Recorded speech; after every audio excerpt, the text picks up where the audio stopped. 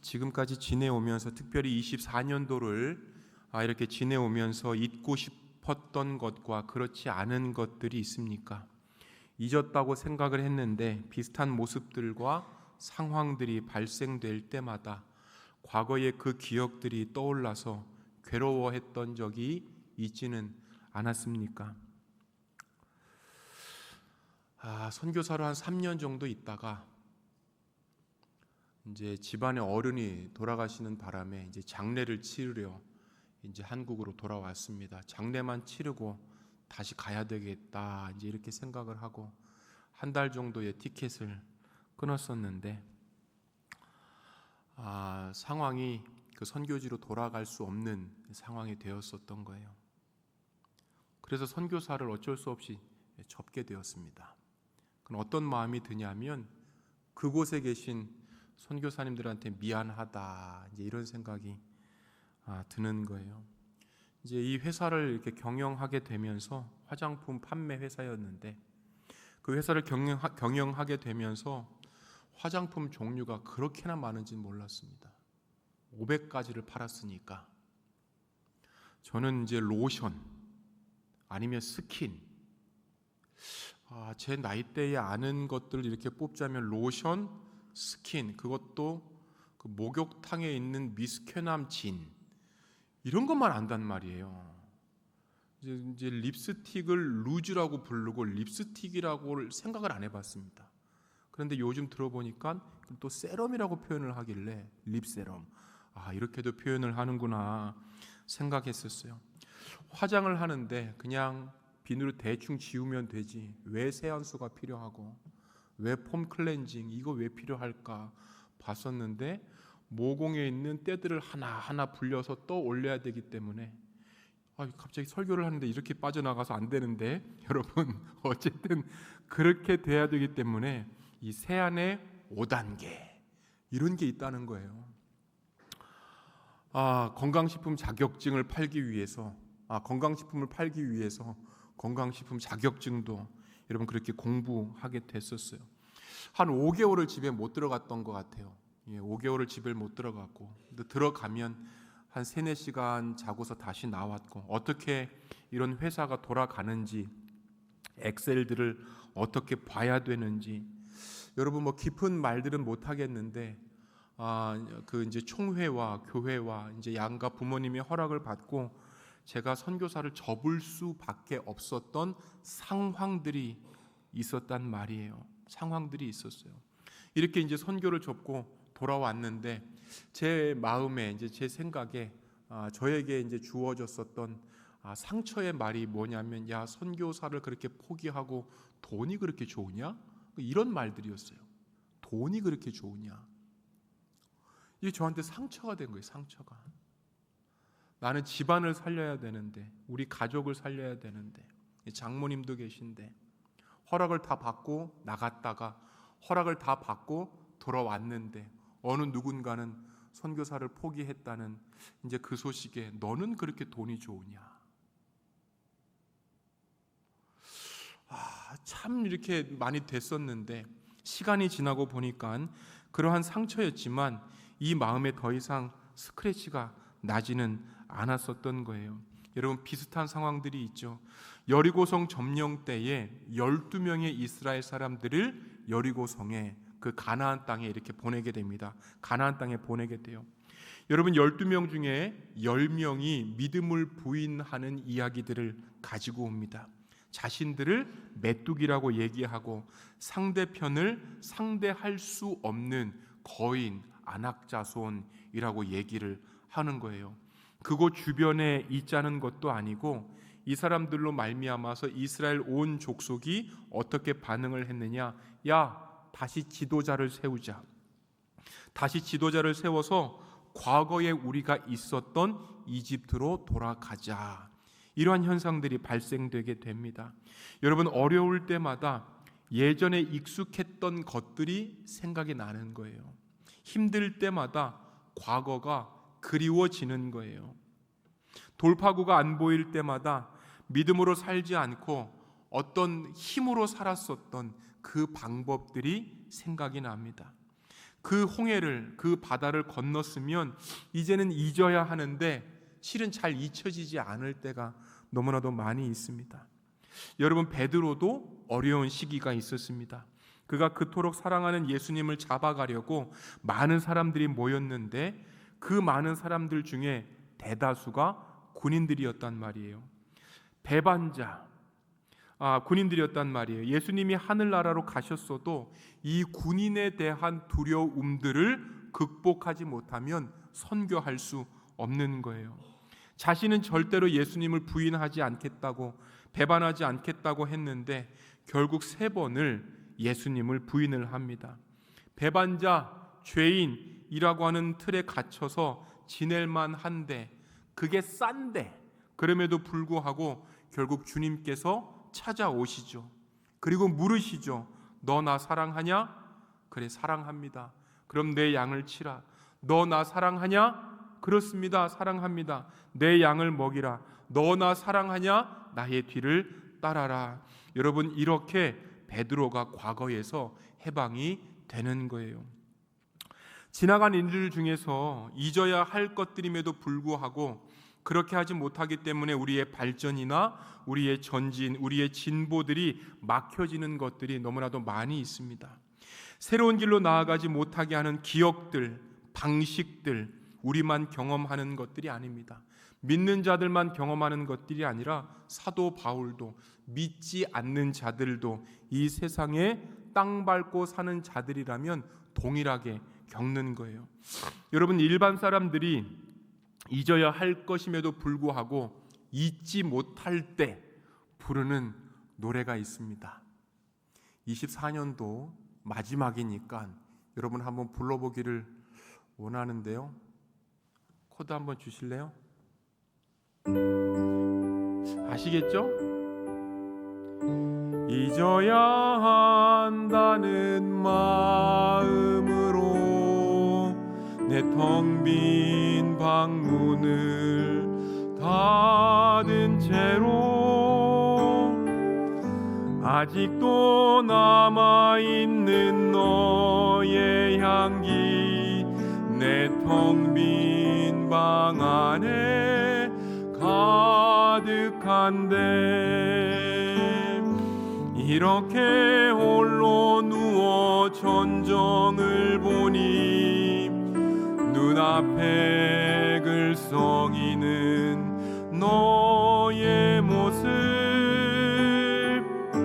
잊으려 돌아눈 내 눈가에 말없이 흐르는 이슬방울들 지나간 시간은 추억 속에 묻히면 그만인 것을 나는 왜 이렇게 긴 밤을 또 잊지 못해 세울까. 어떤 내용인지 아시겠죠? 맞나요? 그만하셔도 됩니다. 여러분, 어떤 내용인지 아실 거예요. 여러분, 지나갔던 형제들, 지나갔던 자매들 잊지 못하면 다음 사람들은 못 만나는 거예요. 바울도 비슷한 표현을 하고 있습니다. 우리 13장 말씀 읽어보시겠습니다. 시작.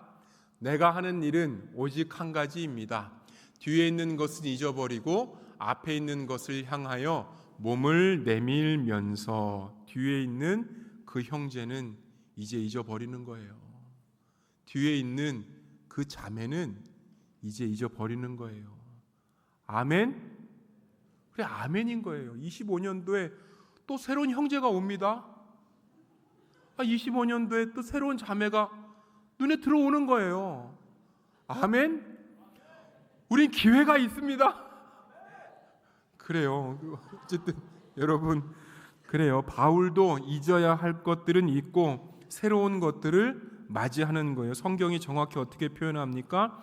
뒤에 있는 것은 있고 앞에 맞이할 것에 대해서 몸을 내민다라고 표현하고 있습니다. 여러분, 바울도요, 잊어야 할 것들이 있었던 거예요. 무엇이었을까요? 한때 잘못됐었던 그러한 열심을 가지고 예수님 믿는 사람을 잡아 죽였었던 전례, 이게 바울의 과거의 모습이었었던 거예요. 살기가 넘쳤습니다. 스데반을 죽였던 사람이 바울이라고 알려져 있잖아요. 여러분, 살기가 넘쳤기 때문에 그가 예수님을 만난 후에라도 다시 예수님을 믿었던 그 공동체에 들어가려고 했었을 때, 여러분, 예수 공동체가 그를 거부했었습니다. 무섭다고.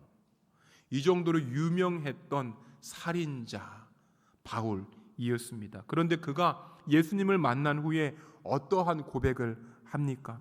여러분, 빌립보서 3장 6절에서 11절의 말씀, 이것이 바로 그의 내용인데요, 우리가 8절 전반절만 읽도록 하겠습니다. 시작.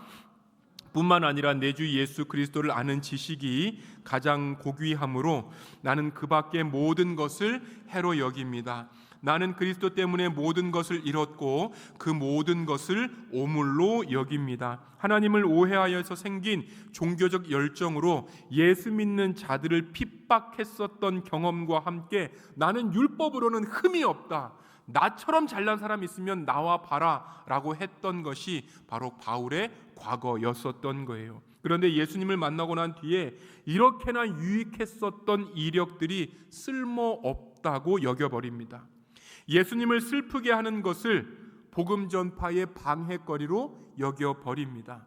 바울이 드러남으로 예수 그리스도의 영광을 가려지게 하는 그러한 모든 것들 조금도 원하지 않게 되었습니다. 더 이상 바울의 자랑은 주님뿐이었었던 거예요.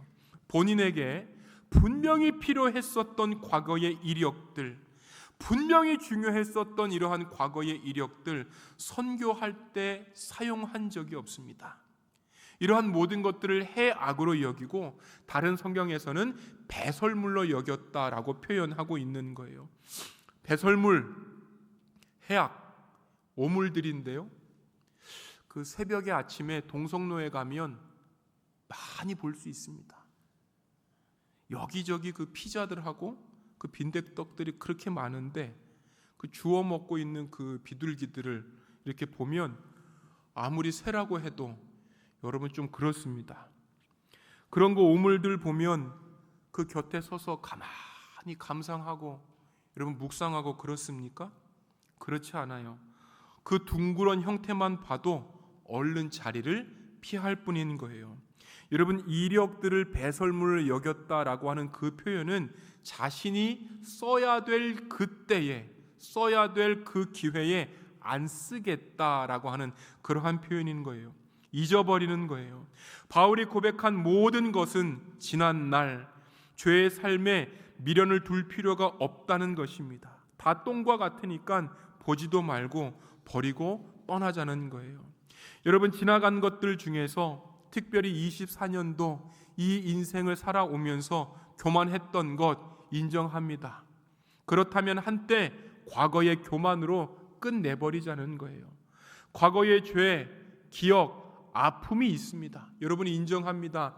24년 가기 전에 끝내야 됩니다. 서로 상처를 주고 받았었던 그러한 논쟁들, 따가웠었던 그러한 감정들 여러분 끝내야 됩니다. 법과 규칙을 들이대면서 너가 옳으냐 내가 옳으냐 이렇게 다투던 삶을 이제는 마무리해야 되는 거예요. 저 때문에 상처받으셨던 우리 청년들이 있다면 여러분 용서해 주시기를 바랍니다. 용서가 안 된다고? 여러분 옆에 있는 옆에 있는 지체들, 형제들로 말미암아서 상처받은 것이 있다면 여러분 용서해 주고 25년도를 맞이했으면 좋겠습니다. 여러분 이렇게 멈추지 말아야 될 것들이 있는데, 잊어야 될 것들이 있는데 9절에 가면 잊어야 할 것들과 잊지 말고 계속해서 추구해야 될 것들을 구분하기 시작합니다. 여러분 9절을 한번 읽어보시겠습니다. 시작. 안에 있는 사람으로 인정받으려고 합니다. 나는 율법에서 생기는 나 스스로의 의가 아니라 그리스도를 믿는 믿음으로 말미암아 오는 의, 곧 믿음에 근거하여 하나님에게서 오는 의를 얻으려고 합니다. 그리스도 안에 있는 사람으로 인정받으려고 하는 그 모습, 그리스도, 바로 이것이 25년도에도 우리가 꾸준히 추구해야 될 모습인 거예요. 바울에게 중요한 그 한 가지는요, 지난날의 아픔들, 죄들도 다 용서받은 줄 알고 잊으려 했고, 이제는 앞에 소명과 사명이 훨씬 더 중요해진 것입니다. 여러분, 잊어야 할 것들이 분명히 있지만 계속해서 붙들어야 하는 것들이 훨씬 더 중요하다는 것을 우리는 알 수 있어요. 여러분, 주님을 잊지 말자는 거예요. 그분에게 무엇이든 다시 이렇게 세우실 수 있는 그 부활의 능력이 있다는 것, 여러분 25년도에도 우리가 그 소망 가지고 살아나가는 거예요. 그분께서 능력으로 나를 도우시고 일으키셨다는 그 희망을 25년도에도 우리가 같이 가지고 나아가야 되는 것입니다. 그분의 일 따를 때에 나타나는 그 일에 따르는 희생들, 고난들, 역경들 당연히 예상이 되지만 그럼에도 불구하고 우리는 따라갈 수 있다, 주님께서 원하신다라고 하는 그러한 주님의 음성도 우리가 잊어서는 안 되는 것입니다. 우리가 10절과 11절 두 절 더 읽어보시겠습니다. 시작. 내가 바라는 것은 그리스도를 알고 그분의 부활의 능력을 깨닫고 그분의 고난에 동참하여 그분의 죽으심을 본받는 것입니다. 그리하여 나는 어떻게 해서든지 죽은 사람들 가운데서 살아나는 부활에 이르고 싶습니다. 여러분, 바울이 잊지 않고 계속해서 고수하는 결연한 의지가 한 가지가 있는데 바로 부활에 이르고 싶다는 거예요. 죽은 자 가운데서 예수님께서 부활하셨던 것과 같이 나도 부활한다. 이것이 바울의 인생 공식이었습니다. 여러분, 내가 나도 모를 때가 많아서 누군가가 나에게, 누군가가 여러분들에게 인생의 좌우명 한번 써보십시오, 인생의 공식 한번 써보십시오 라고 한다면 머물거릴 것 같은데, 저는 그렇게 머뭇거렸는데 여러분, 바울의 인생 공식이 확실한 거예요. 부활 그리고 사명이에요. 그렇게 부활, 사명 외치면서 선교하다가 죽도록 맞으면 정신 차리고 제자리로 돌아갈 만한데 바울은 그렇지 않습니다. 꾸준하게 나아가는 힘이 있었던 거예요. 선교지에서 강도 한 번 만나야 선교사가 된다고 10개월쯤 되었을 때 빈민가에서 나오다가 권총 강도를 만났어요. 길바닥에 있는 돌들 절대로 밟으면 안 된다고, 어떤 경우에도 벽돌들 밟으면 안 된다고 누군가가 수없이 그렇게 얘기해 줬는데 여러분, 제가 나오다가 피할 수가 없었어요. 벽돌을 밟은 거예요. 타이어가 터졌어요.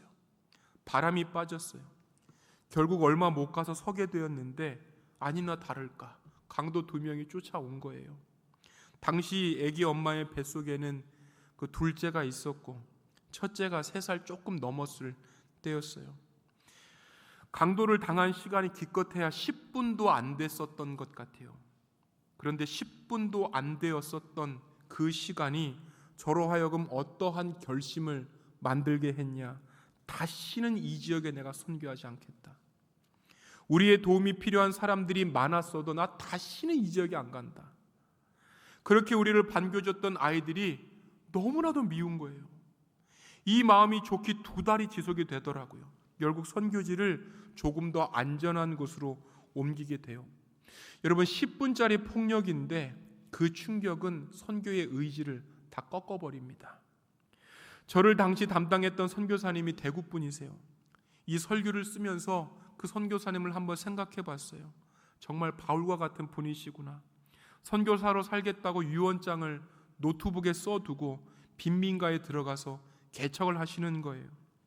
아무도 오지 않는 남아공 한인교회 새벽 예배 자리를 10수년간 홀로 지키시는 분이에요.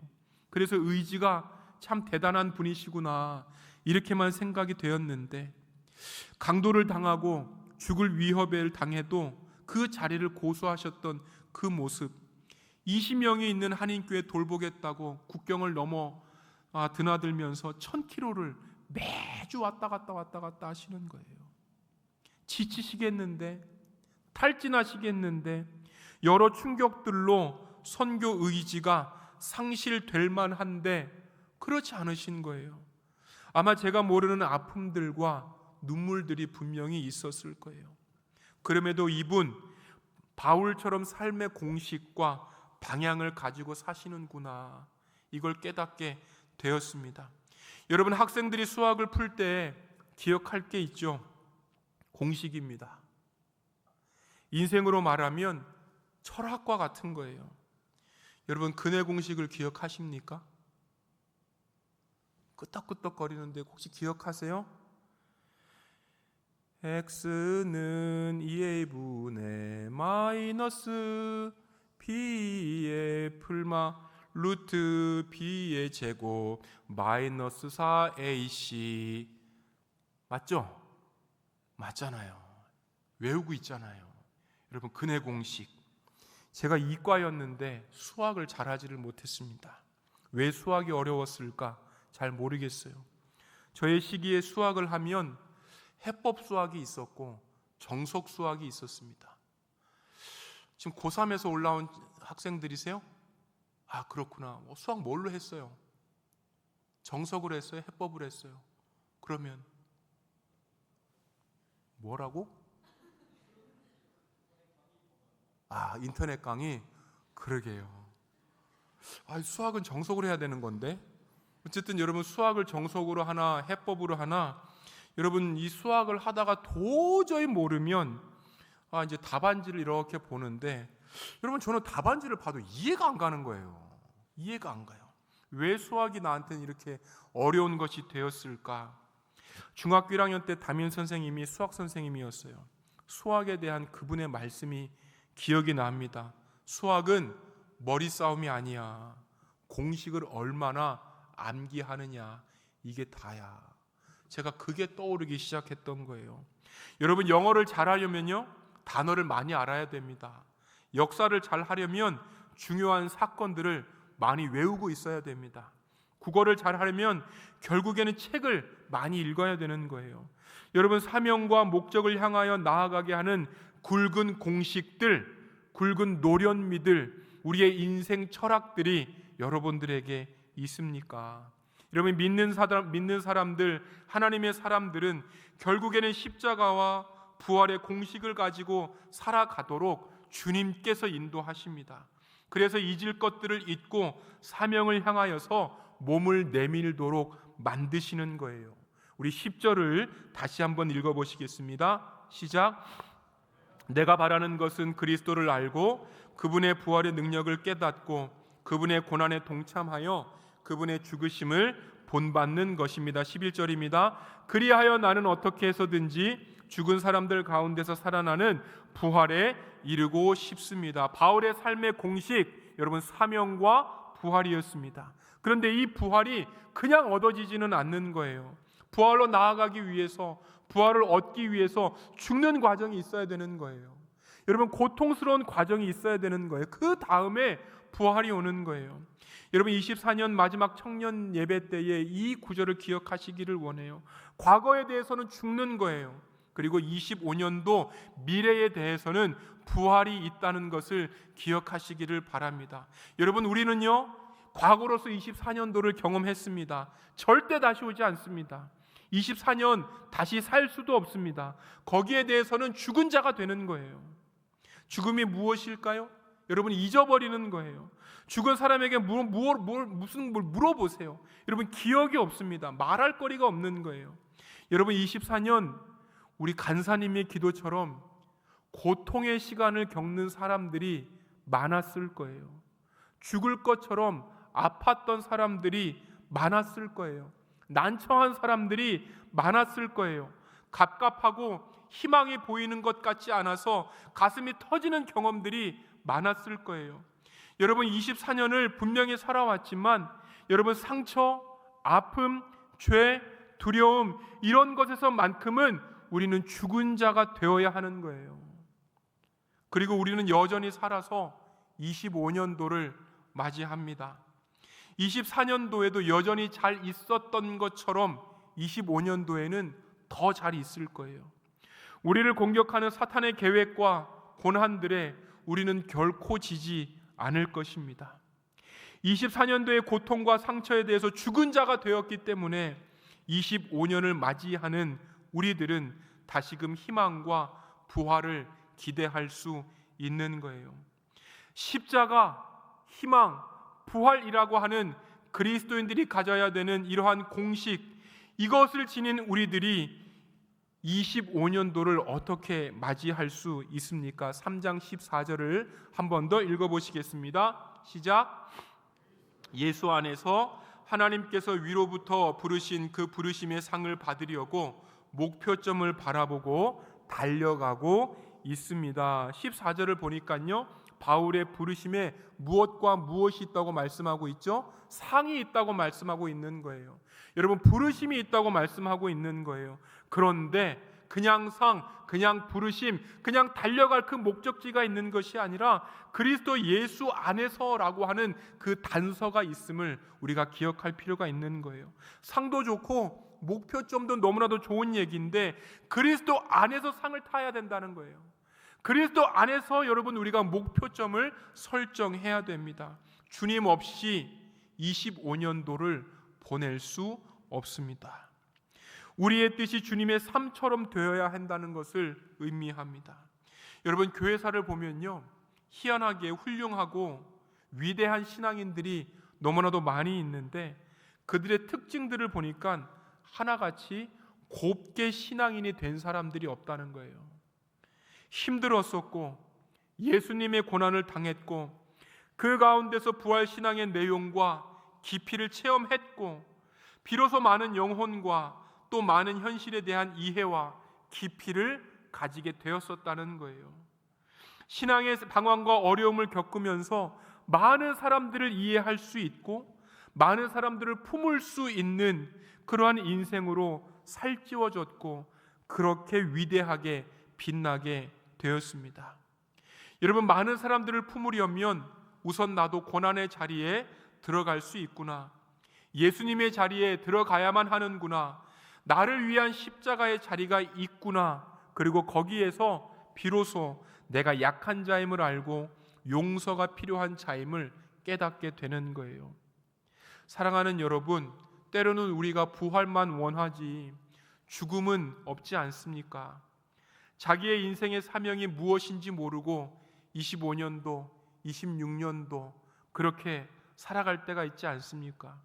자존심을 세우는 것 외에 다른 관심이 없지 않습니까? 여러분, 때로는 우리의 모든 기도가 자존심을 세우는 그러한 것에 집중되어 있지 않습니까? 우리 15절 한 절을 더 읽어보시겠습니다. 시작. 그러므로 누구든지 성숙한 사람은 이와 같이 생각하십시오.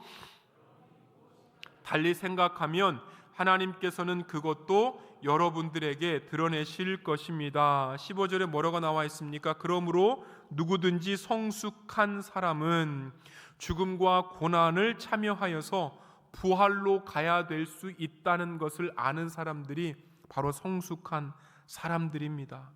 자신의 인생을 그리스도의 자리에 들이밀면서 그곳에 고통이 있다 할지라도 나는 그렇게 부름을 받았다, 이것을 믿고 알고 살아가는 인생이 성숙한 인생인 거예요. 여러분, 그렇게 예수님의 자리로 갈 때 때로는 내가 누군가와 함께 가야 될 때가 있습니다. 때로는 딴소리를 치는 사람이라도 데리고 가야 할 때가 있는 거예요. 억울해하는 자를 데리고 갈 때가 있습니다. 괄시받는 그 자리임에도 그곳이 부르심의 공간임을 아는 그러한 때가 있는 거예요. 사랑하는 여러분, 우리들 중에 다른 사람들보다 더 위대한 하나님의 백성이 있겠습니까? 여러분들 중에 하나님께서 사용하시지 않는 그의 백성이 있겠습니까? 우리들이 만나는 영혼, 어떤 인생이든 십자가로 해결되지 않을 인생이 있겠습니까? 하나님께서 그 아들을 주시지 않을 저주받을 인생이 있겠습니까? 여러분들이 그들을 만나고 그들을 품어주시기를 원합니다. 여러분, 25년도에 우리들의 인생이 남을 위하여서 살아가는 성숙한 인생이 되기를 원해요. 여러분들이 먼저 예수 믿은 자로서 믿지 않는 자들 옆에 서주는 인생, 그것이 하나님께서 우리들에게 바라는 25년 부르심의 공간이 되기를 소망합니다. 잃어버림이 손해가 아니에요. 정말 잃어버릴 것을 잊어버리는 것, 복 중의 복입니다. 우리 마음속에서 우리의 속을 그렇게 태웠던 것 있는 여러분들 되시기를 바랍니다. 죄의 유혹이 남긴 소리들을 잊으시기를 바라요. 그리고 이제 앞에 있는 25년을 향하여서 준비하시기를 원해요.